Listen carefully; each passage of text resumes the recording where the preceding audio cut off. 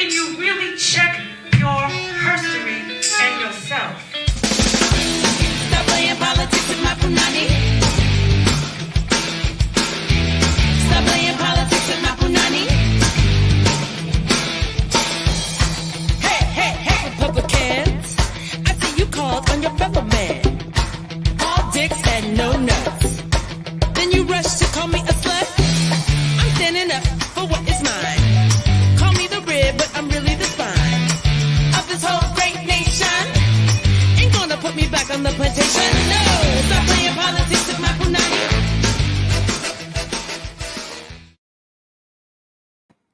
Hey everyone, greetings and welcome to another episode of Punanny Politixxx live from Cancun. No, I'm just kidding. But I could not, just not talk about our boy Raphael, who we know as Ted, on his little, jaunt to Cancun when, his state was looking like that. You know what I'm saying? Crazy. Anyway, a girl got jokes. So we're gonna be broadcasting live from Cancun tonight. But welcome, y'all. Welcome to another fantastic episode of Punanny Politixxx. And I'm so excited to be here with you tonight and excited to be here with my guest, Martha Redbone, which we're going to get into a little bit later. But while we're on the sunny beaches of Cancun, we're gonna get into Texas. We're gonna get into this news of Texas and a few other things right now. But it took me honestly a minute to really get a grip, I should say, on what exactly was going on in Texas. I mean, I knew that the storms were happening. I knew that, most of our Southern folks, no matter where you live, below DC, people don't know how to deal with snow. But I was like, oh, it's really wild. And like I was showing y'all this picture, Texas, right? Like really, really crazy. So, as we know, I mean, I know that folks have probably been following this and everything, but there are been a few things that I just wanted to point out. Something that popped up today when I was reading about these stories, and not to even make light of it because it's really, really crazy right now down there. A friend of mine had posted a pic, and she's in South Austin, and this is Target. This is Target. And I mean, I know we all went through, in the early days of, learning about COVID and everything. And that's the other thing. We're still in a pandemic like that. Let's not forget that. But this is when she went into her Target, as you can see, nothing. So it's really real. Like it's not for play. And I know that people have seen, there's been a lot of videos on with, seeing people's whole, roofs cave in and flooding and all these things that are happening down there. And, there's a few things that we're not thinking about. Like one, how we build things here in the Northeast or in the Midwest, we really think about weather because we have weather all the time. So when people build houses, like we're insulating, you know what I'm saying? Like there's things that happen foundationally that probably don't happen in a lot of the Southern regions because they just don't think that they're going to get this kind of weather. So, a friend of mine asked me like, well, how come everybody's roofs are caving in? And I said, well, things just aren't built the same. Nobody's really they're thinking about heat. They're not thinking about cold. So you're not thinking about your pipes freezing. You're not thinking about, losing your heat, losing your power in that kind of way. You might lose power in the summertime, because people run in their air conditionings, but enduring heat, and not to say that, high heat is, a thing that you want to be going through, but it's just a little bit different of a mind space. And then we're learning a lot of things, right? We're learning about how Texas has been on its own power grid. I wouldn't know that Texas was on its own power grid and that it was separate from the rest of the nation. So I feel like we're in this moment, a very, spiritual moment, to be honest, where things are coming to light very quickly. Things that would have probably never been known. Like, for instance, nobody might have known in the past that Ted Cruz and his family were, hopped on a plane. But people are in the airport like, oh, ain't that Ted Cruz? Click, click. You know what I'm saying? Things, and then it's gone viral. But the thing that I thought was, very interesting about it all is that one of the reasons why a lot of this came to light as well was because his wife texted some of her friends and told them that they were going and was basically trying to find out if other folks wanted to go. And somebody on that text thread decided to share that with the world. And this is what I call a case of catty Karens. Because somebody was like, oh, where are you going to Cancun? Like, people get real funny. So you think you texting your people and you're, like, oh girl, you gonna come with me? And then somebody's like, oh, you going to Mexico? And I think it's also very ironic that these are the same people that were also advocating for this, Mexican wall. Like we forget about all these things. It's so schizophrenic how these people operate.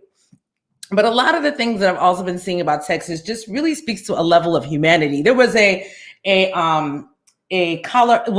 city is called Colorado City, but it's in Texas. A mayor who gets on and starts basically berating people for asking for help. Basically talking about like sink or swim, it's your choice. This is your mayor.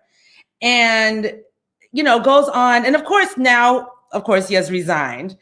But his wife, who decided that she was going to back him up, lost her job. See, listen, you need to know when your man is wilding, and you need to sit him down and not go like that. Stand by your man sometimes does not mean going in front of the public. And sometimes it's like, baby, I'm going to grab you and sit you down and we're going to discuss why what you said is crazy.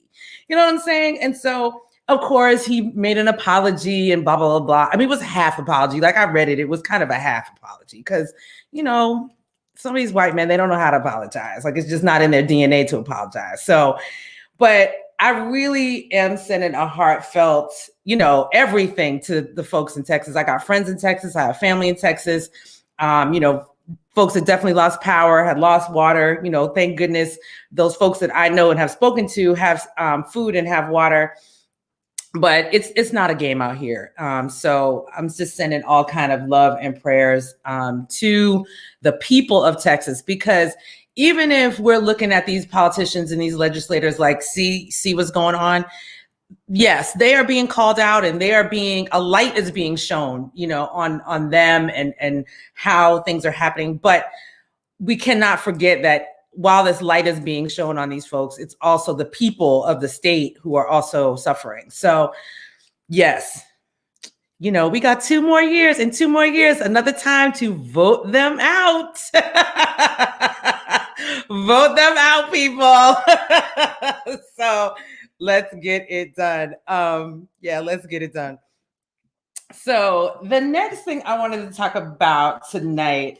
Oh, how can I forget? Wait. I got to stay in Texas. Oh my gosh. I have to stay in Texas because our girl AOC, of course, she raised $1 million, people. And she's heading to Texas this weekend because AOC, and she's going to meet with, let me make sure I'm reading this, Representative Sylvia Garcia in Texas. And she has decided, or they have worked together to make donations to nonprofits in Houston. So basically, they're going to be on the ground assisting with food, homelessness assistance, elder care, and other direct relief. Trying to make sure people get heat, water. There's someplace that's safe. Yes, AOC, always on the job. Always on the job.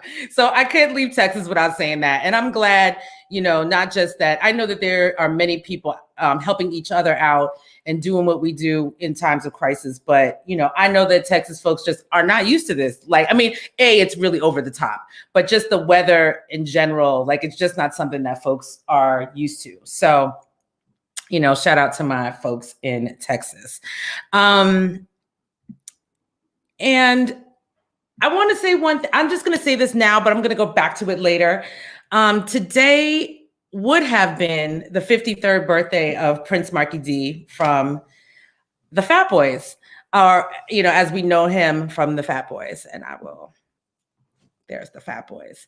I'm going to talk more about him later, but I just wanted to shout him out at the top, and then I'm going to go back to shouting him out later. But He passed away yesterday, and there hasn't been any, they haven't said what his cause of death is at this time. He was living in Miami at the time of his death.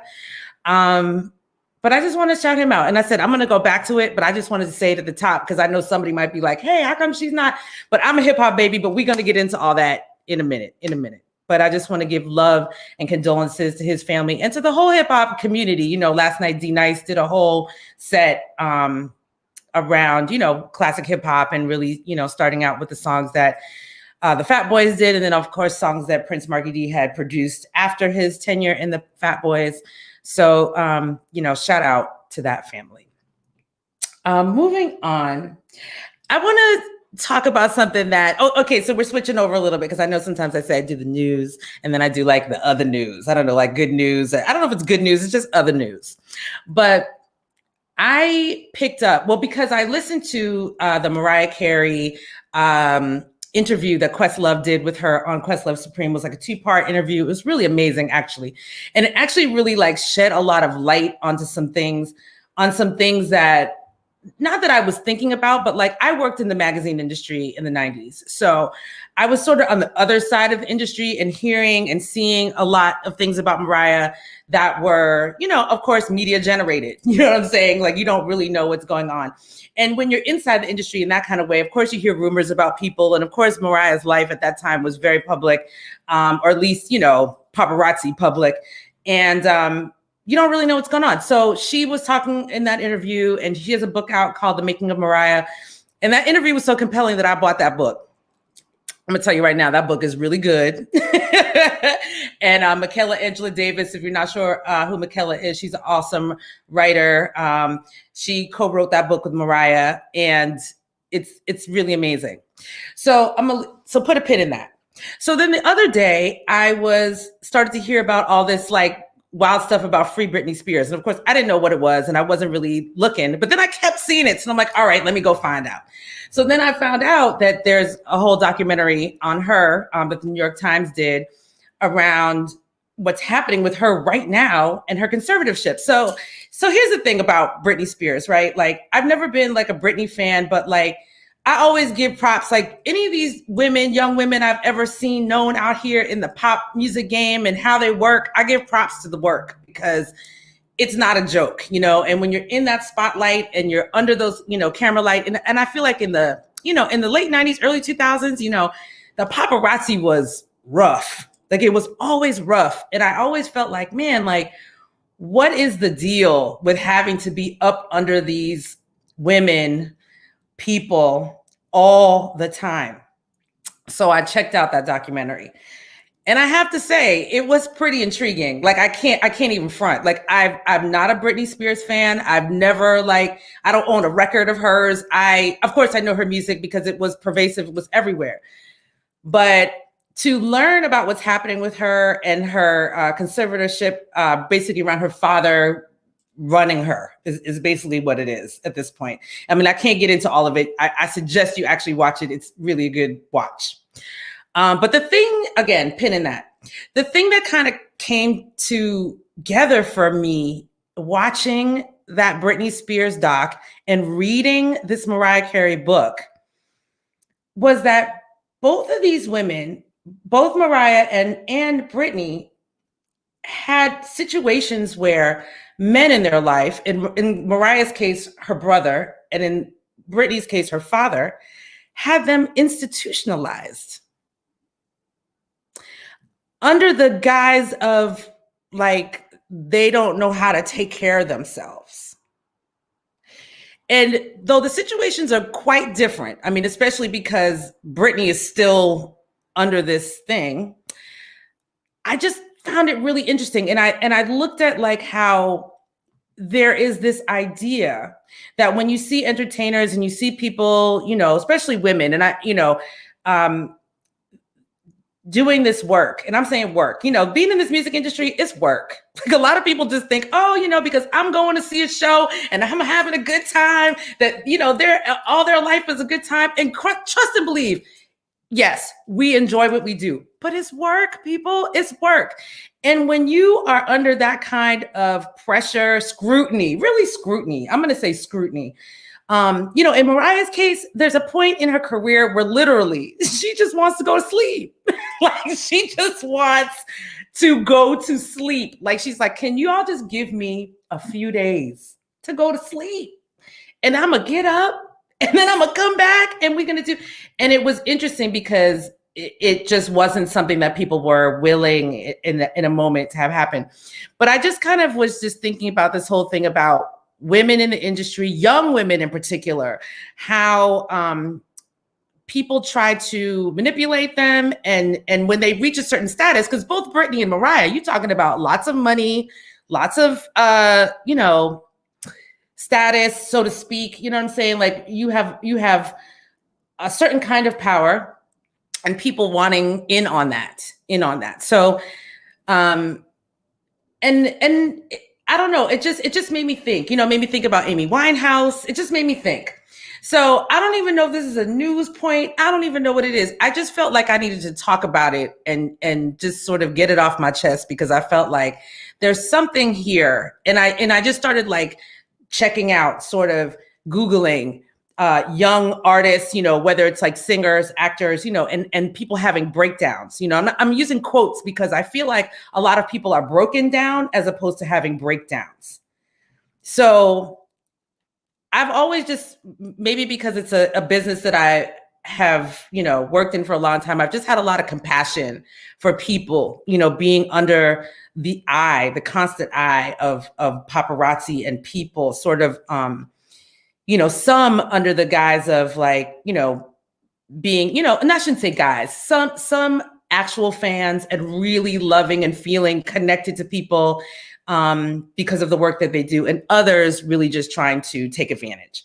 But shout out to Britney Spears fans, because truth be told, it is her fans that uncovered what is happening with her, like straight up. And I think that would not happen in any other time. And that is one, I guess, shout out or good thing about social media, because there was something in these young women who were following Britney and said, something's not right. And they started digging. So, kudos to them is what I'm going to say. So there's Miss Mariah. I meant to bring them up. Look at beautiful Miss Mariah. And there's Miss Britney. So give them some love. And I don't know if y'all caught Mariah singing. She did this thing on Valentine's Day. Oh my God, I'm forgetting the song. It was good. Not that it wouldn't be, but she was killing it. But anyway, I'm moving right along to the last point of my news for today. So as we all know, last week was Mardi Gras, or this past week, or it was Fat Tuesday, but it wasn't Fat Tuesday because the pandemic and all these things. But this one brother in New Orleans, he is he's the big chief of the Young Seminole Hunter Tribe. And if you're not familiar with the Black Indians around New Orleans, get to Googling, know what's going on. But basically, there's no Mardi Gras. But on Fat Tuesday, that's when the Black Indians come out. So he decided, which I thought was amazing and beautiful, that he was going to take his Mardi Gras outfit from last year and do this. And there he is. So I'm going to tell you what you're looking at so you know exactly what you're seeing. So the brother that you're seeing right there, his name is Damon Melancon. And as I said, he's the big chief of the Young Seminole Hunter Tribe. And he, of course, there's no Mardi Gras and, no parades, I should say, this year. So he decided to take his Mardi Gras Indian suit and put it on the spot that was the former Confederate leader Jefferson Davis's statue. So basically in 2017, somebody in New Orleans, they tore that statue down, as they should have.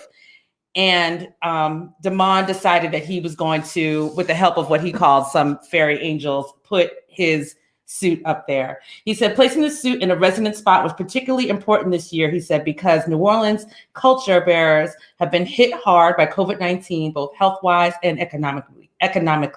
It's been a year when everybody lost everything. And you can't necessarily, if you look closely, you can see there's like flyers, or yeah, I guess that's what I'll call it. But it says, or small posters. It says, "The people are king." So I really loved that. Like, I loved that Damond was like, we're still going to honor our tradition. Although we can't be out in the streets, we're going to let folks know about what time it is. And and celebrate. And so that's our news for tonight. I had some other things to say. I always feel like this point could go on and on and on. I had some things to say. I had a mammogram this week. I know I'm telling all the business, but I've decided that the mammogram should just be called a no mammogram, like no ma'am. But I know that we all got to do it. I know it's necessary, but good God. All right.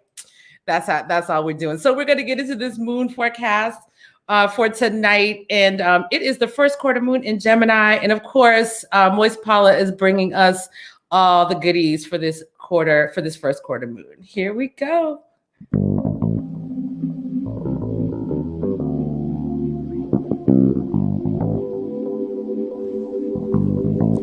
Communication is the first order of the day under the waxing Gemini first quarter moon. We're at the midway point between last week's spectacular Super Aquarian new moon and the impending full moon in Virgo next week, building toward that energy of culmination. As Mercury is stationary, preparing to turn direct after almost 3 weeks of retrograde motion. This is a great time for reaching out, checking in, and gathering information you'll need as we move further through the cycle.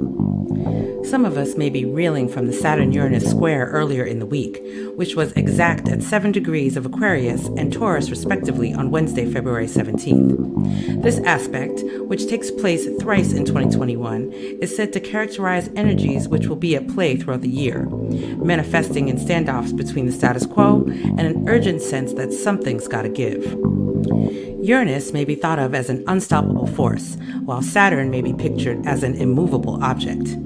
This clash will have been experienced collectively in some way and will affect each of us individually, depending on whether we have planets at 7 degrees in our natal charts, and if so, in which sign and house.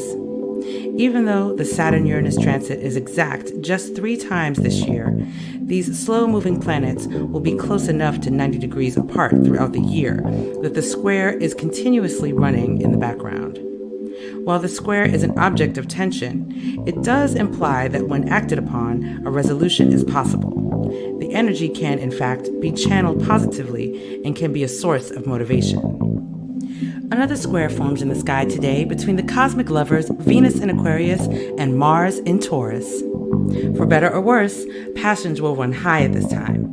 However, the Gemini moon is in a harmonious aspect with Mercury, whose retrograde business is done for this cycle.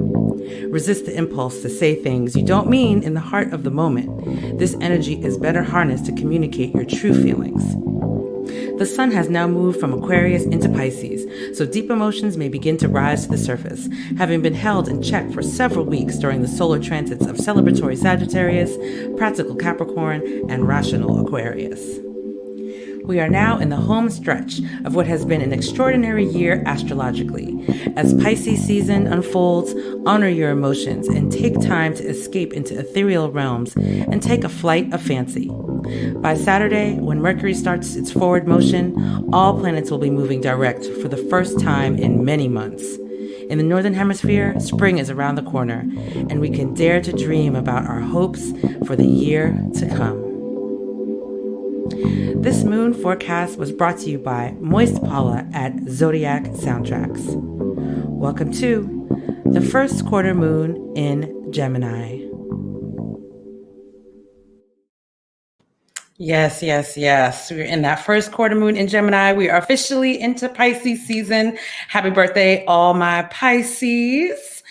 And we're going to get into it. I am excited to bring to the stage, because we always bring everybody to the stage, Martha Redbone. Hey, how are you? I'm giving you a big old hug, girl. I know. It's so We're crazy. sitting right there next to you in Cancun. Okay. Hey, they can't tax our dreams. Exactly. I was like, I couldn't resist. I got to do it in Cancun. I love it. I feel warm just looking at it. I know. Oh my gosh. But before we get into the conversation, I want to let people know who you are just in case they do not know.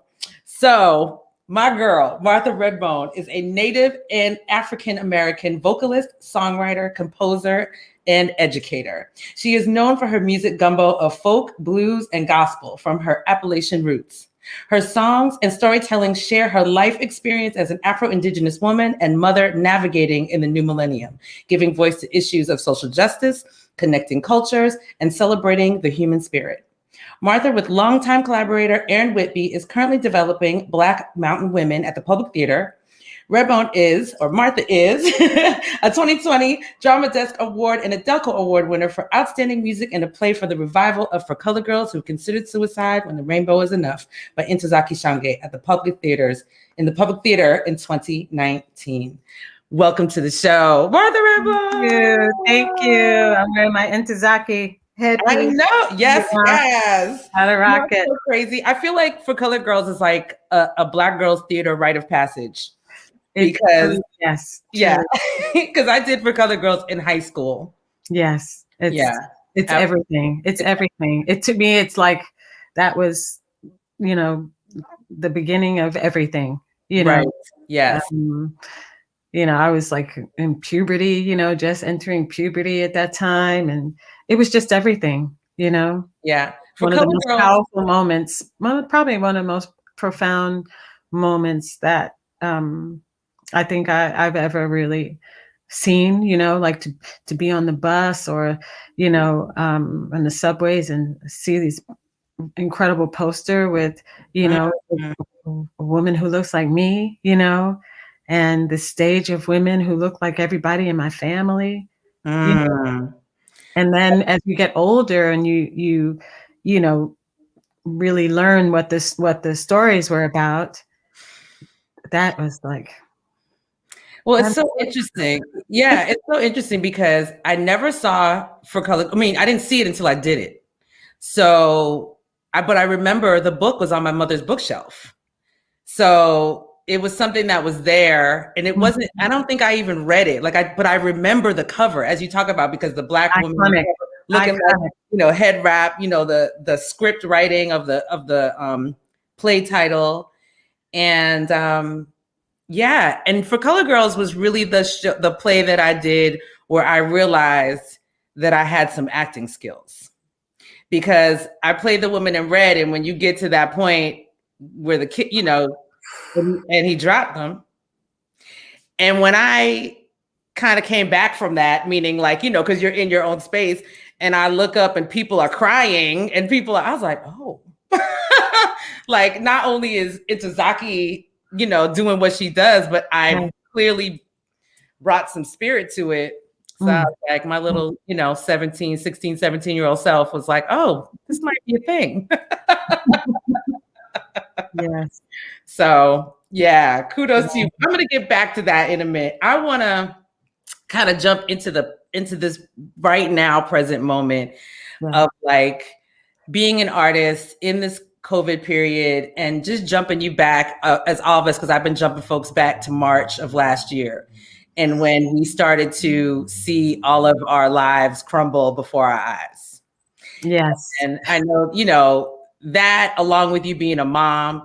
And so can you just take us there? Because I know that we have all moved, we're moving through and we're finding new ways. But in that moment, I know for me, it was, like, whoa, it was almost a shock, Yes, definitely. I mean, for us, we had been on the road. We flew back from, kind of like, we had been on the road pretty much nonstop since the Christmas before, and we were standing on stage out in Berkeley and at Freight and Salvage music venue.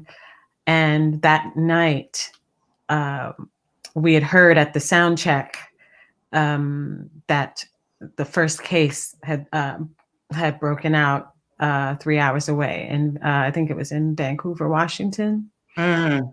And so we were on that stage knowing that the first case was already in the States. And so we did our show, and then we got on a plane, and when we came home, pretty much 7 days later, they said, "Don't go out your house. You're gonna die." Right. And we watched the rest of our entire touring season disappear before our very eyes. Yeah. And and as musicians, you know how it is. As musicians, our livelihood depends on the gathering of humans in a space. Absolutely. Indoors or outdoors. I mean, that is our food, that's our fuel, that's our bread and butter, that's the light bill. Yes. Let's keep it real. Yes. Yes. And so to have that disappear overnight, literally overnight, you were right, Shelley. It's a shock, and it's terrifying, and it's terrifying for many musicians, because a lot of musicians, we're artists to the core. A lot of us don't really like to deal with business. A lot of us don't even see ourselves as a business. And, we had to lift each other up. We had to lift each other up and remind ourselves that we weren't musicians who lost gigs. We were a sole proprietor or a business who's lost our contracts. So when they were offering, this artist relief funding and all kinds of things that were going around, like for small business loans and stuff, how many musicians didn't know how to complete those forms? Right. And because we didn't know how to value ourselves that way. And so, and then when we, people looking at unemployment, because, most musicians, I mean, you don't even have to be a musician. If you just, freelancer, or you're in New York City, you don't even have to be a freelancer. You could be a person living in New York City, and you know how expensive it is here. You can literally be one paycheck away from not paying your rent, and this is serious. This was serious. And I remember at that time, thinking that it was going to be sorted out by like May, we'll be all right for the summer. I remember that. And then I remember May, and it was like, nope, And I'm telling you, it's true. If you don't laugh, you cry, But add that to not only being a musician, but being a mom, being a parent. Yes. And, you're trying to keep hope alive, for your children. So it's like, you have to do your grieving in private, because they can't see their friends. They can't go out, we can't go to nobody's house, no more play dates. This, it's like you can go to the park, but, and you got to put your masks and stuff on, and, and stay like 7 people. What 10-year-old, what 12-year-old, who does that? Like it's so difficult. And so that, having to learn how to, and I have to say, that's when I realized that was the gift, that, the child is the gift. The child makes me not just think of myself, it takes me out of my own hell, and realize that, that we are responsible for someone else's optimism and outlook on life. We're a major influence on that. So it's really important to find ways to adapt, and change up the program, and it's okay. It's not the end of the world. And I kept saying, when this happened, when this hit us, I kept saying to myself, and we say it here in the family, we say our ancestors have been through far worse, and we're still here. And Hello. every time I felt really sad, it's like, wait a minute, you know, Yeah. just think about 100 years ago. Yeah. Think about what it was like for us in 1920. Yeah. How about that? Think about that. And Yeah. that's keeping it real. Mm-hmm. Mm-hmm. That's how COVID. Yeah, absolutely. Yeah, I feel like, and I know I had asked, you know, when I sent you my questionnaire, so to speak, about coming on, one of the things you talked about was realizing that how much you really enjoy family time. And speaking to a lot of musicians, and I'll speak for myself, like none of us would have ever taken this type of break. Like we would have never.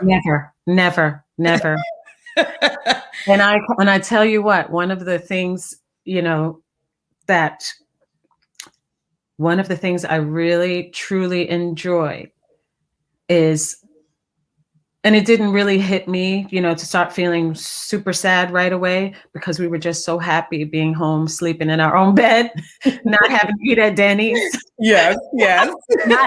not having to do the drive-throughs, you know, on the road and go to some of those towns that don't have a lot to offer, you know, and you know, by way of foods and stuff. You know? And so just being able to be at home and to cook, and you know, and it was so interesting. Like it was also kind of bizarre. Like as soon as I remember the first time, like everyone was running, you know, and they had all these long lines in the supermarket, and everybody, I was like, why is all the yeast gone? Why is all the flour gone? Everybody wanted to bake bread. Yeah. What the hell's going on here? We're in the pandemic. Lord, let's bake some bread. You know, crazy. I was making bread. I was like, y'all go ahead and get your bread. I'm gonna buy this bread right here. You know? Listen, my friend of mine wanted to bake some bread, and like you said, couldn't find any yeast. Don't you know? One of my friends had to send me yeast. I'm telling you, it was Ohio. It was crazy. It was crazy. It was crazy. And the thing with the toilet paper, that was crazy on Amazon, you know, and then couldn't sell it after that. Yeah, it was bizarre when I was and the $20 bottles of Lysol. Yes. I mean, come on. Yeah, it was kind of crazy, all the things that were disappearing. Because like you said, I was like, can't I find flour? Like, and then I ended up finding flour of all places at Target. Like, you know, I'm in every supermarket. No, they're like Target. I was like, okay, I don't know. But yes. But it's very surreal. And I'm glad that we have moments of joy where we can kind of, you know, laugh at ourselves and, you know, in the face of all of this adversity. But I do, you know, it is serious. And it's, to me, I think that the blessing that I have seen for everyone is how adaptable we are as humans, you know? And I mean, I am devastated at the amount of deaths. Yeah. I'm devastated. You know, we lost a lot of people in our family and our communities, you know, back home in Oklahoma. I mean, it's devastating. And what it's done in Indian country is absolutely devastating. And even having said that, just watching the strength and the resilience of everyone, and even watching, you know, white people come together with us in solidarity, you know, after having to witness George Floyd's murder, you know, on social media.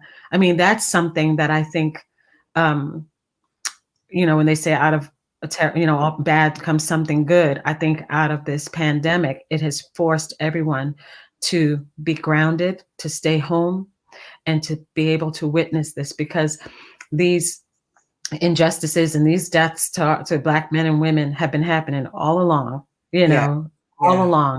Yeah. But it hasn't stopped people from standing in line for their frappuccinos or doing whatever they have to do, you know, or tuning out of it because it has nothing to do with them, or it's not in their neighborhood, or not in their state, or not with their people, or whoever. But this particular moment when everyone is home, everyone is not working, everyone is sitting at home and nothing to do except look at these damn screens and try to, you know, stay afloat.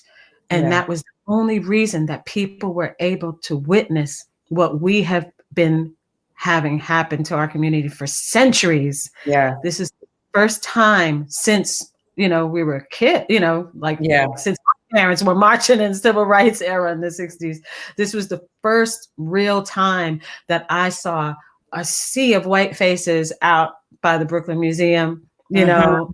I mean, and it just like, I cried at finally everyone coming together and finally recognizing what is wrong, even this, with, and it was kind of back to back, wasn't it? It was like Amy Cooper. It was, the gentleman in Georgia. Ahmaud Arbery. Yes, Ahmaud Arbery, and then George Floyd, and it was like boom, boom, boom, and it was like, you know what? Everybody's out in the street, and to me, that was the hope that I was looking for, in all of us, and that's the hope that I've always believed that was in there, Yeah, absolutely.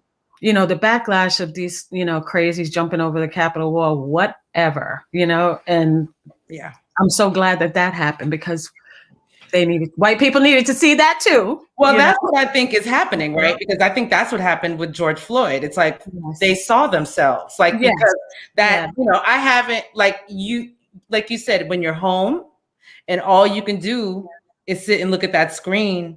And when you saw, they really got to see the look, that energy, that real terrible, like carelessness. You know what I'm saying? Like really just caring less about this human being. Yes. And and similarly with what happened on the 6th, right? Yes. It's like, this is not like, that's y'all. It's like, and that's something that you all have to start to contend with. But it was more than that. And for me, it's not only that, it was not only that, but it was also a reflection of what that administration has reduced human beings to behaving. Well, I won't even say that they reduced it. They just brought it to They brought it out. They brought it out. Yes, because it's been there. That's more accurate. That they brought it out. And I also think that this is what happens in a society when you don't provide truth. Yeah, absolutely. Information. Right. So if you deny the access to the truth and to real information, people decide to take the law into their own hands, and there's chaos. They do. That's what happens. People are like, I'm going to get mine. I'm going to get mine. And this kind of, this mania happens and people aren't thinking. And if you starve people out because we're in a pandemic and people aren't working and there's no money and there's no stimulus checks, there's no aid, there's no assistance. I mean, look at what's going on in Texas now. I mean, it's just a disaster. I mean, it's one of the richest states, How about that? America. Yeah. And with all the oil, I mean, there should be none of this. We should be able to cope. But that's the lesson, right? Because I think that a lot of people think that, and I think a lot of those folks think that, the money, and I'm talking about the people who are in those money positions, think that the money is going to sort of keep them out of harm's way. Yeah. I always say people always underestimate Mother Nature. They always underestimate the spirit. Right. So, right. And that's why I said that things are coming to light really fast. Things that people were sort of being able to skate around is just not happening anymore. So it's and then you're right. Like Texas, one of the richest states in the union. Yeah, money is not. It shouldn't. It's not the thing. It shouldn't be, and it's very sad and it's very worrying. And to me, it's like even us in New York City. Another very crowded, big city. But, we're looking at Texas. It's a serious matter. I mean, the same thing could happen up and down this country. Yeah, absolutely. It's like a state of emergency where people are not getting what we need. And so it's a serious matter. There needs to be, systems in place for natural disasters, climate change. So whoever didn't believe that this was not climate change, I'm sure you believe it now. Well, we hope they believe it now. And this isn't even half of what it could be. You Right. know, it could be a lot worse. Absolutely. I mean, it's like this pandemic. Look at this pandemic. Mm-hmm. You know, nobody thought there was going to be almost 500,000 people. You know, it's not even a year yet from this lockdown. It's not even March. When was it? March 17th? And people are still dying. You know, it's one of those things where I think because I don't know, maybe the news isn't reporting it the same kind of way. I don't know. Things have shifted, so people start to think that people aren't dying. We're desensitized, and that's what happens, and that's what's really heartbreaking. Mm-hmm. You know, you have so many deaths. It's almost surreal. It's almost, and because if it doesn't happen in your kind of circle, in your community, you don't feel that. Right. You know? Right. Absolutely. Nothing is more devastating to me than not being able to gather for funerals. I know. I was talking about we can't even go and be with our families, with our loved ones, to grieve together. Right. I was saying last week when Mary Wilson passed away that you know, in regular quote unquote times, you know, Detroit there would have been parades, it would have been all the things. Yes. And I said, you know, maybe I sound strange, but there's nothing like a good funeral. You know what I'm saying? Yeah. You know, and it's that thing, like you said, of just being able to gather and grieve together and celebrate. You feel like there's a whole, you know, so I know there's so, you know, if everybody just behaves, acts right, you know, just a little while longer, I know, you know, we will be able to do everything. You know, we'll be able to have incredible memorial gatherings, incredible concerts, all kinds of celebrations. We're going to say next week, we're going to have the crying celebration. Then on Sunday, we're going to have a dance celebration. Then the following Sunday, we're going to cry again for everybody, you know, but that's what everybody just has to you know, hold on a little bit longer. Mm-hmm. So I want to change gears since you're talking about music, and I want to talk about your music and your career, because where you are right now is not where I met you. And what I mean by that is when I first was introduced to Martha Redbone, you were definitely always, always bringing the spirit of your Afro-indigenous self together, but it was definitely more on the funk side of things. That's still there. I know.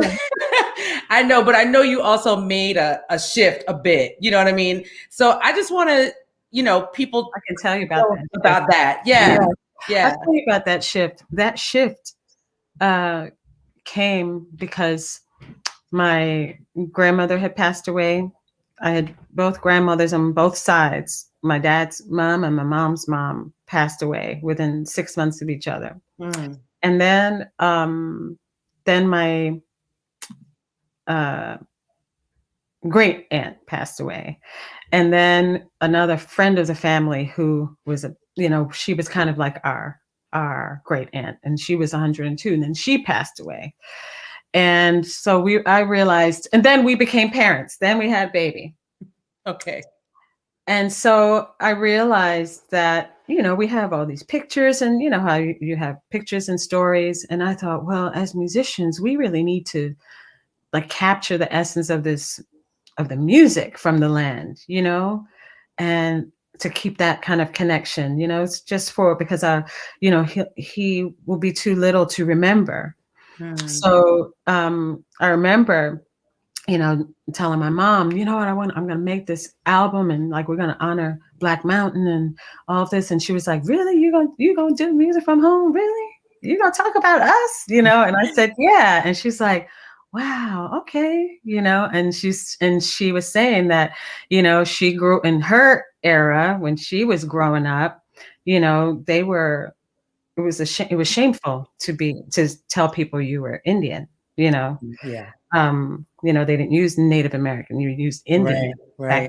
Old school American Indian. Right. So, and on the East Coast, you know, it was like a shameful thing, because they, you know, I guess at that time, Indians were seen as the lowest form of humans in this country. Mm. So, if you were Black, you could get work because they knew Black people worked hard because of 400 years of slavery, That's right. But they felt that, Indians were lazy and stupid and all of that, all the cliches, Right. And so it was like you didn't really talk about it. You never talked about it. So you were just a brown person, Hmm. And then also, with the laws of like Virginia and Tennessee and Kentucky and North Carolina, how they changed they did, after the Trail of Tears, they instated the Racial Integrity Act, and then they brought in a eugenist named Walter Plecker, and who believed that he could eliminate the Indian in so many, like 3 generations, Wow. and just I didn't know that. yeah. So that was a lot of, when they talk about blood quantum, I should have brought these books out to show you, but when they talk about blood quantum and put blood quantum in a lot of the treaties, not all of them, but in a lot of the treaties, and that was a way to eliminate the Native by every generation. It would go down if you got married, and eventually you would be, quarter blood or 8th blood or 16th. Right. Eventually, according to your treaty, you couldn't, if you were less than, like an 8th blood, you were no longer considered, you lost your Indian status. Wow. So that's how it works with many tribes. Not all of them, but many of them. Yeah. And so but on the East Coast, so for the people who stayed, the people who went to the Trail of Tears and people who came back, or people who ran and hid in the hills, those people were reclassified. And so when they set up, the Census Bureau and all of this, and this, what they call the Bureau of Vital Statistics, that's what he was the head of. And then they made this Racial Integrity Act. They went around and, changed everybody's race. That's how they did it. And so when you look like for us, like over a period of like 4 decades, I guess 4 census takes. So when you look at like 1920, I think it was like 1920 when my grandmother was a baby, and they have IND there on the family race, right? Right. And then and then the next decade was MU for mulatto. Okay. And the next decade was COL for colored. Then the next decade was BBBBBBB. And see, and it was interesting because we lived in a small town. It's just a coal mining town. And so people don't move. People are poor. We were poor, Right. So it's the same people. And so even when somebody got married, you just got the little house next door. You know what I mean? Right. So it was the same people. Everybody kind of, lived next to each other. And when I saw that and how, people's race was changed, you wonder. And I was like, wonder why my grandmother would never talk about it. And I think it's because, they're telling you on paper, I don't care what you are now, you are a nigger. Yeah. That's it. Yeah. So there's a lot of that in that region. And there are books on that. There's a beautiful book that I'll tell you about it. It's a wonderful writer named Arica, Arica, Arica L. Coleman. She has an incredible book called That the Blood Stay Pure. Okay. And it has all research about this. So, you start thinking like, well, just because somebody eliminates you on paper, does that mean that the people stop being who they are? Yeah. Prayers? Do they stop prayers? Do they stop? Right. You know what I mean? It's kind of like, no, Right. And, and especially like, the tribes that were forcibly removed, that's not the original homeland. Oklahoma belonged to other people, that was Comanche, Apache land, all these other tribes, but all these other people were pushed over, murdered, or whatever to make space for all of these other people, and it was like a big land grab. And it wasn't just a land grab. It wasn't a land grab for Natives. It was like a concentration camp for Natives. It was a land grab for white people too. There was the Homestead Act, so any white person, could go and stake your claim there. So a lot of white people took their slaves and headed out that way, and and the rest is history. Right. You can read all about it. It's everywhere. So anyway, long story short, that I was giving you the quick backstory, but I felt like when I became a mother, I felt that it's really important for our child to know the history of this land, where he comes from, and he needs to know, our family story. And, so my mom, she knew that this was going on. And then my auntie died, her sister passed away after a long battle of cancer, and which we all knew that was happening. But what we didn't know was that my own mother was going to die, like not even 2 months later. And so my mom had an accident and she passed away. So, and that was when our son was about almost 3. And so I realized that he's really not even going to remember, anything other than the stories. And there's something intrinsic about the music, that something that happens in music that stays in your body. Stories stay in your body through music, And so we decided to just make a tribute album, just for the family. I didn't even think anybody was gonna hear it, but I'll say our big brother Vernon Reed, who I love with all my heart, Vernon Reed, I said, okay, well, we made this record, and I said, I suppose I'll put it up on my website and see if we can sell, and we'll sell it at some gigs. And I said, oh, I know what we can do. Maybe we can get some friends to kind of write nice things about it, if they have them listen to it and write something, and then we can we use your quote on my website? Right. So we sent it to a couple of people, and Vernon Reed was one of the first people, and he called up and he was like, yo, it's like, this is so compelling. And so, so he wrote just something really beautiful for it. And then he said, you need to send this to John Schaefer, at NPR. And so I said, okay, I said, I'll do that. And so I did. And then like maybe a few weeks later or something, we got an email saying, hey, we're going to play your songs. We're talking about poetry, and so we're going to do sound on sound. And, can you send us something, give us permission to do that? And it was like, that was incredible. Then when that happened, he invited us to, John Schaefer became just an amazing champion, and he invited us to do sound check. And then we did, then after that, we ended up on All Things Considered. We had All Things Considered. That's when this record just like went through the roof, and right here in the living room, you know what I mean? And it was just really incredible. And so that's how that happened. So it was just like almost like this incredible blessing that brought me back home. It brought me back to my homeland. I didn't expect that, And then we were like, I remember Junie Morrison, who from Funkadelic and Ohio Plays, he was our mentor. And I remember Junie Morrison saying, why can't a funk band play rock? Why can't a funk band play country? Why not? And we were like, yeah, why not?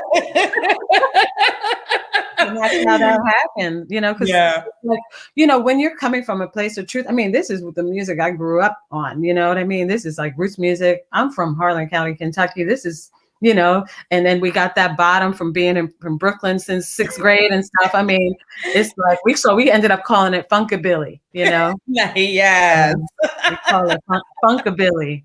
So yeah. And I feel like that totally just opened up so many doors for you, because then of course, you know, you moved into theater. I know when you first, I don't know, I know you're working on different things now, but I remember going to see a piece that you were originally working on that was just Bone Hill. right, Bone Hill. Thank you. That came from doing the Roots project, right.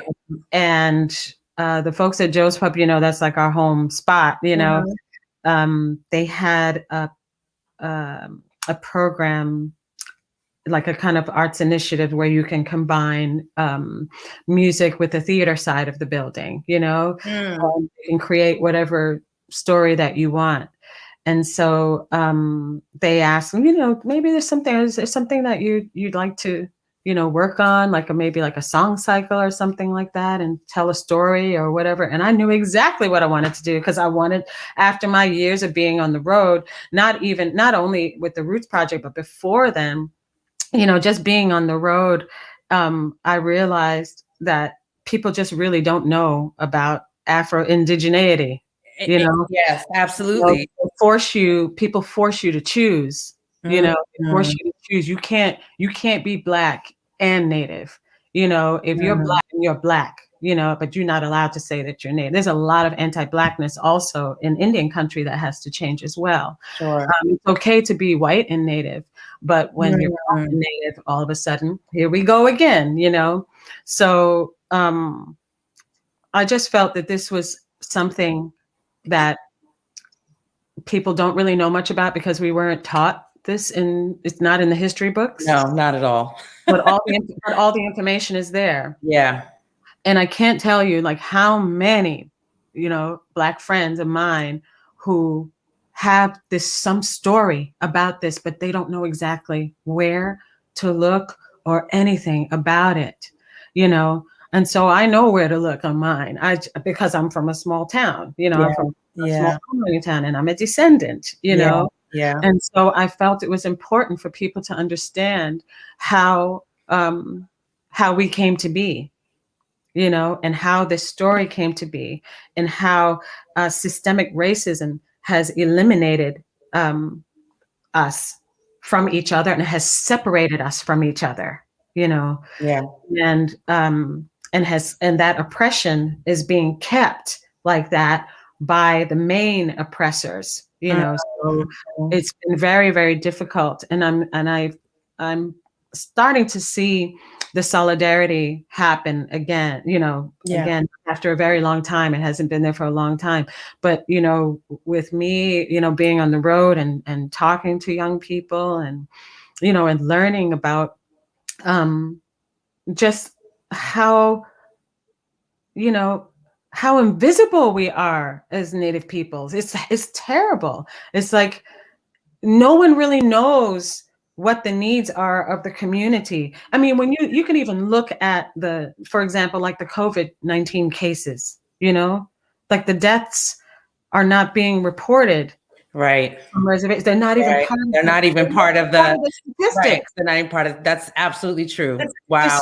Disgusting. Yeah. It's disgusting. Yeah. So it's like, you know, we're these forgotten people. Yeah. So not only are tribes on reservations forgotten people, but talk about, you know, the Afro-indigenous people too. Yeah. That's absolutely. Like double invisible. The whole other thing. Yeah. It's like even, you know.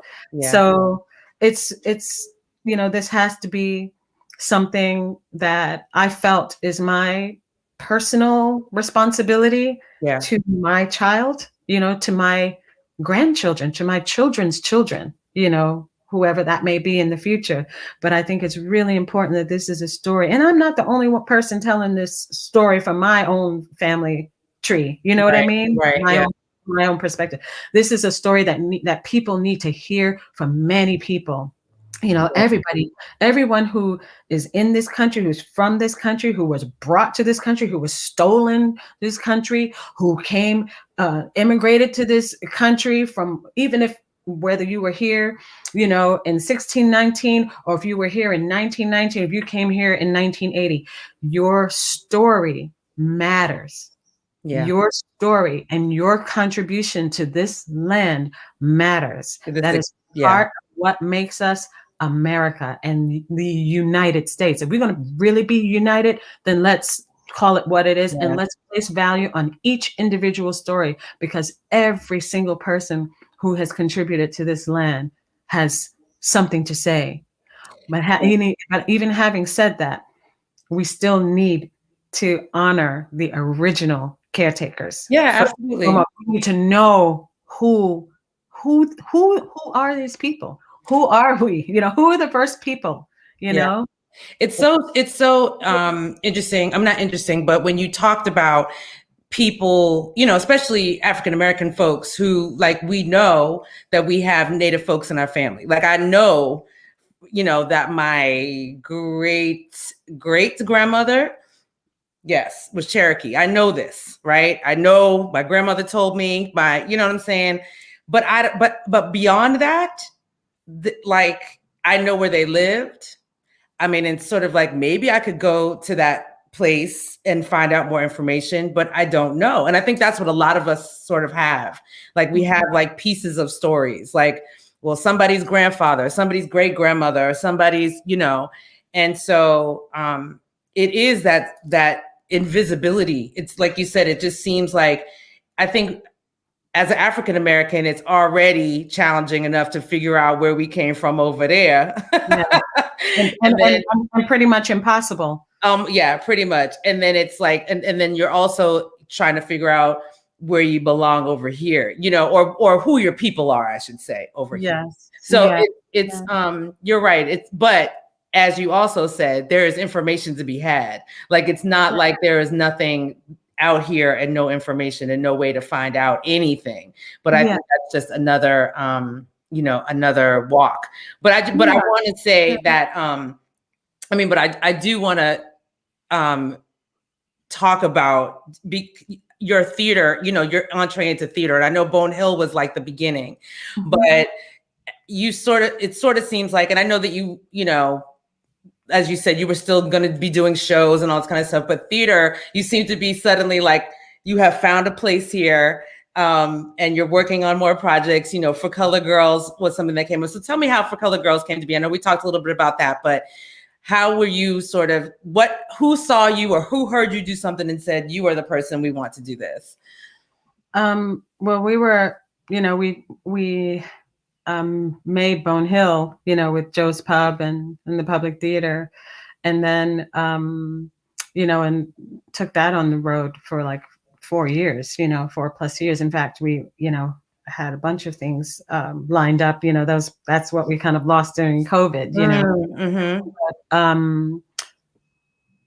you know, and Aaron and I, you know, wrote songs for other people, you know, for many years. I wrote and produced, you know, songs in England and stuff. And so we just basically, you know, I remember doing this, you know, I sang backgrounds for this project for Steven Van Zandt. So, so we were doing background vocals, and I remember at this session, and I think I might have told you this when we were hanging out once, Shelley. I said, you know, Steven Van Zandt said at this session one time, he goes, you know, he's like, I'm from the old school. He's like, where I come from, if you don't ask, you don't get. So you better ask. Never a truer word spoken. I was going to say facts. Never a truer word spoken. He said, if you don't ask, you don't get. So you ask. And that has stayed with me. I mean, that was like an uncle telling me that. Yeah, that's 100% true. I have many stories. That's all I have to say about that. You know? So you ask. I mean, come on, we're musicians. We know what no feels like. Yeah. And like, if somebody says, no, you know, we go, oh, okay. But now, you know, like, you know, when you first start out as a musician and then somebody tells you no or rejects you, or like you don't get that record deal from that A&R, and you're like, whoa, you know. But now when somebody says, no, we go like this. Okay, how about you? Right. No? How about you? You know. So that's kind of how that went. you know. Nice. Yeah. That's Well, I mean, that was a true blessing. I mean, a true blessing. And it was as simple as, hey, you know, while we're still developing stuff and working on things, you know, we'd love to like make music, you know, we compose. I mean, that's what we do. So, you know, put us to work. Fine, we're ready. We're here to work. And it was like, oh, okay. And then how about this? And we're like, okay, I'll try, you know? Yeah, absolutely. So, you know, it's just, that's what you do. You know what I mean? You have to do that. We're musicians, you know, and you're independent. You try to make your work. And then, you know, when you're given that, I mean, we also did something for Rachel Shafkin. Who were contributors to her piece Primer for a Failed Superpower. And there were a lot of people who contributed songs, you know, and there were kind of mashups of protest songs and stuff. We did that, and that was an incredible thing. I want to see that come back too. Yeah. And then the New York Theater Workshop, we were invited to work with the Celia Cruz High School of Performing Arts. And we did a piece with the Goethe Institute about it was about privacy in the digital age in 5-minute plays. Okay. So we worked. It was incredible. So we contributed a song. We made a song. We made a kind of video, and we worked with these kids from high school and wrote a song about, you know, what it means to kind of do we give everything away, you know, in digital age? Like, because everyone is so, you know, the kids are so free with social media, and what does that mean? Right. And so we had with these workshops, and then we, you know, wrote this song, and they sang it. And I mean, it was just really beautiful. So it was like a kind of thing. And then we got, you know, for Colored Girls, and then we started working on Black Mountain Women, and then for Colored Girls. And then now we're working on Talking Circles at New York Theater Workshop. So we have like a lot of little irons in the fire doing things. That's awesome. To me, it's like a dream. That's what you dream. You just want to work. You just want to work doing what you love. And you know, Aaron and I are one of these kind of very, you know, analytical people. We love the craft of making music and songwriting. We love the craft of that, and love arranging and production. You know, we're kind of like nerds like that. And so for us, it's like, you know, deconstructing, putting something back together again, and then making like a whole theme of it. It's just, for me, that's what you dream of. And, you know, like I said, I come from a coal mining family. That's the cliche, you know, and, you know, coal mining family in Appalachia, you know, in like a 1.5 town, coal mining town. And, you know, it's incredible. You know, my grandpa was not allowed to be educated after the age of 10. You know, they had Bayou Indians weren't allowed to be educated past that age, you know. And my grandmother, I believe she made it to like 9th grade, you know. So like, I think she was educated to like 14 or something. Right. So, you know, from me to come from that, like I'm their wildest dream, you know. Right. Yeah. Just like, it's a real blessing. I cannot believe the time, because every time I look up, I'm like, the time goes so fast. But I just want to give a quick shout out to Kimberly NIcole. Kimberly NIcole in the building. Hey, girl. I see all these people. Hey, and Paula's in the building. Hey, Paula, and my girl Iowan is in the building. Yes, I don't know who the Queens is, but hey, girl. I want to say thank you to everybody who tuned in and showed their love and I'm so grateful to you. Thank you, Shelley, for this gift. Of course. And so I'm putting up all your info. If you don't know how to find Martha, if you want to find her, you want to find her music, you want to follow her, there's all Instagram. the info. I love Instagram. Okay, so get on the IGs and go to on the IG for the OG. Exactly. And support, because, you know, as Martha said, we are out here doing it for ourselves. Yeah. And, but I'm so glad to see that you're still performing. I know you just did Global Fest, and things are still happening, even though it's not in person as we would love it to be. Yes. But at least there's still spaces being created for us to do what we love. Yes. So, and I really appreciate you sharing the information about Native folks and as about Indian country, and really about what's going on and what we're not thinking about right now. I think that that's really important. And that book that you mentioned, I'm going to add it to the description so that people. There's another book too called Indivisible. Okay. Which is a really very important book. Okay. And I'm going to find both. and it's not all. I mean, I feel that it's a wonderful time, in Indian country. There's an uprising. I mean, I think that people are everybody's coming together. People are tired, and they want things to be just like out in the open, Yeah. and because so much has been kind of like suppressed, Yeah. So we just all need to find our voices and understand that a lot of things that have happened in history have caused this a great divide, that is also part of the game. You know what I mean? Yeah, absolutely. You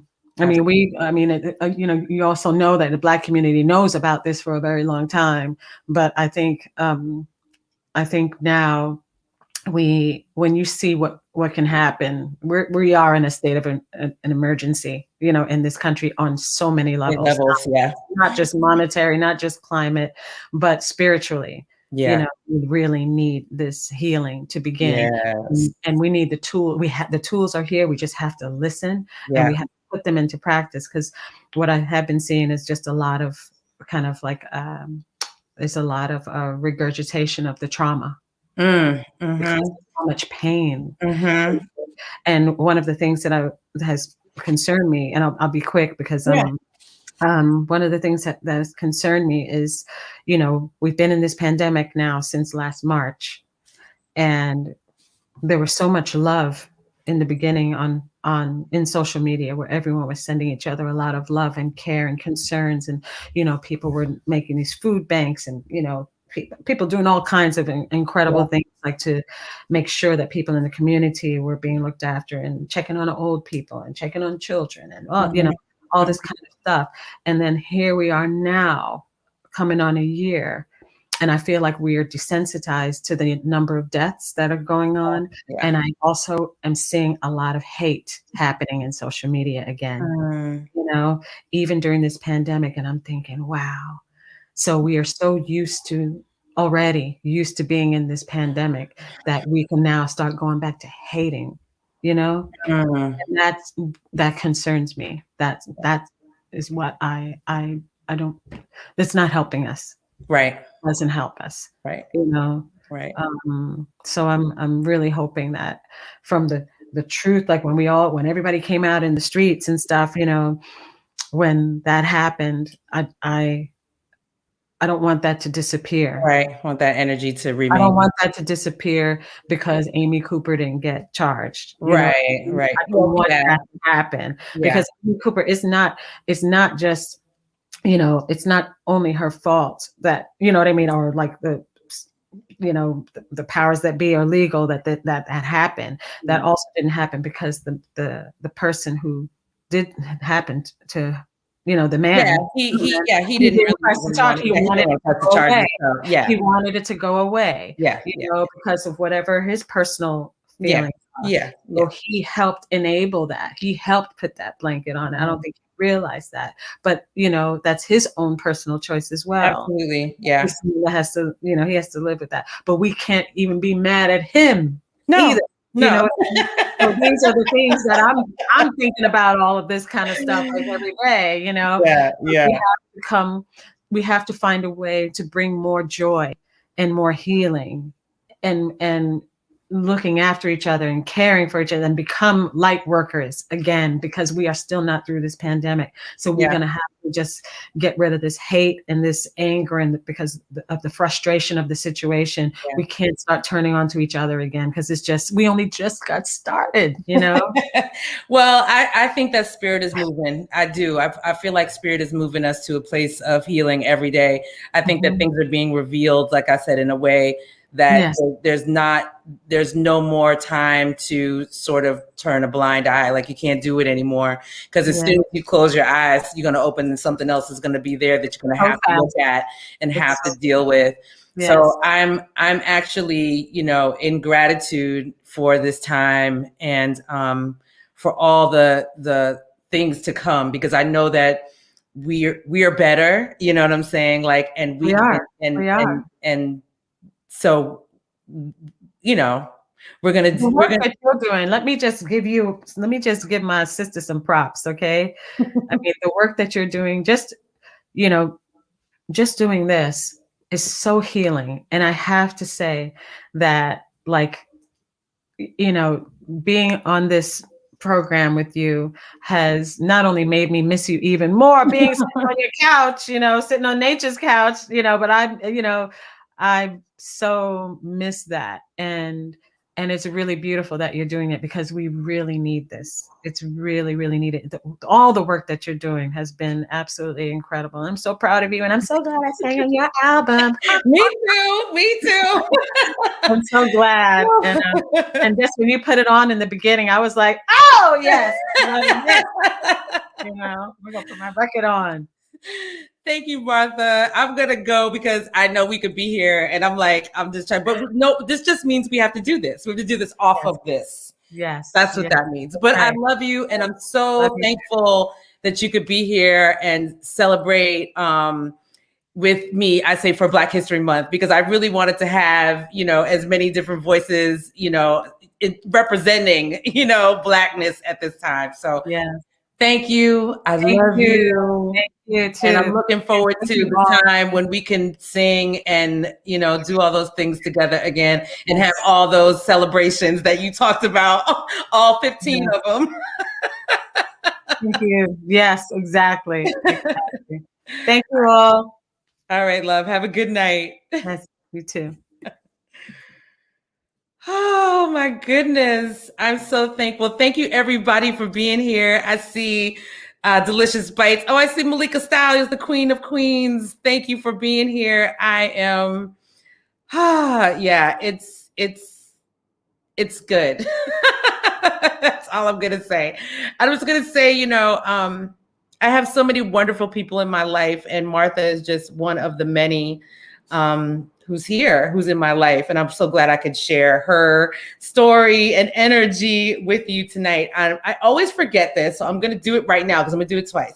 If you like what you heard, saw, you know, like, subscribe, all those things to the YouTube channel. And you can follow me on IG and Twitter at Punanny TV. So, you know, do all those things. The algorithms at this point matter. So please, please like and subscribe. And as I was saying, before we get out of here, I'm going to go back to what I was saying about Prince Markie Dee and his passing. So as we know, as I'm sure you know, Prince Markie Dee of the Fat Boys, he passed away yesterday, and today would have been his 53rd birthday. So I'm just going to bring up a picture of him, another picture that I have, more current day picture. He was residing in Miami, and as most recently, I believe he's a DJ. I think that's the at 99 Jams, it looks like there. And, you know, Prince Markie Dee, like, Prince Markie Dee was one of those people who, of course, you know about, like, you know, we know about the Fat Boys, but then, like, when you really, like, I guess when he passed, like, people really started getting into all the things that he has done and all the work that he has done. But I just wanted to say, before I get into, like, the work, that, you know, a lot of us, we talk about we talk about Fat Joe, right? We talk about, when we think about the Latinx folks in hip hop, we talk about Fat Joe, we talk about Big Pun, but we don't talk about Prince Marky D. And he really came before all of them in terms of like, hip hop superstars from the Latinx community. And I just want to talk about the Fat Boys because there was like a moment, Fat Boys was like 1984 when that first record came out. That was well before I was ever in New York. I was a kid, in Newton, Massachusetts, and like falling in love with this music, hip hop, and it was all about New York, like everything. It was just sort of like this magical happening. That's the best way I can explain it. Like it was just sort of felt like it was completely something that I wanted to be a part of. I didn't know how, I didn't know what, but it just made so much sense to me. And the Fat Boys were part of that. And I know that a lot of people thought of the Fat Boys kind of like as a novelty act, but the Fat Boys were kind of huge and no pun intended. They were kind of big. And I really think about them in terms of sort of that magical feeling I have about New York. And I remember coming to New York in 1986 with my grandparents to an NAACP convention, and we stayed in New York City. And I remember wanting to like ride the graffiti trains and do all these things too, which like one of my friends who lived in Queens was like, no, we can't ride the graffiti trains because those trains go to Brooklyn and we ain't going to Brooklyn. And of course, me being from Massachusetts, knew nothing about, borough wars, so to speak, where people would go or didn't go. But they were just sort of part of that, that time, that magic time. So I just wanted to like sort of mention, 1986, 1987, the Fat Boys, they did, if of course you remember Wipeout, they did with the Beach Boys, right? Like who thought that the Beach Boys and the Fat Boys would make a good team? And somehow it did, and somehow it was a hit, right?